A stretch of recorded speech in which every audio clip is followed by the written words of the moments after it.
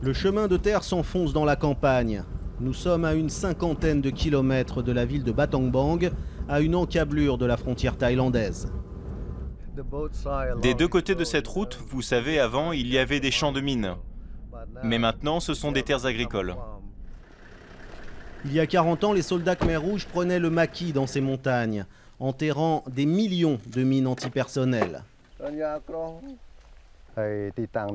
Ici, c'est l'endroit que nous devons déminer pour permettre aux agriculteurs de travailler. Cet endroit était un champ de bataille entre les soldats Khmer Rouges et les forces gouvernementales. Depuis la fin de la guerre, il reste beaucoup de mines ici. Il y a encore quelques semaines, marcher à cet endroit pouvait vous coûter la vie.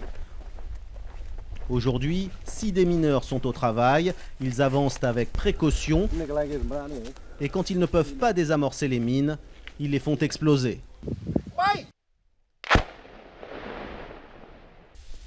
Près de 3 millions de mines et de bombes ont déjà été détruites. Nous avons des programmes pour éduquer les populations locales, et surtout les enfants, pour qu'ils comprennent que c'est toujours dangereux ici, et qu'il ne faut pas toucher ou s'approcher des engins explosifs.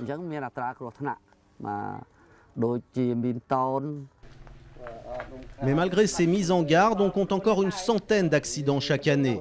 Naichum a perdu un bras et une partie de l'usage de ses jambes quand une mine a explosé dans son jardin. C'était vraiment terrible. Si les médecins n'avaient pas veillé sur moi, je me serais suicidé.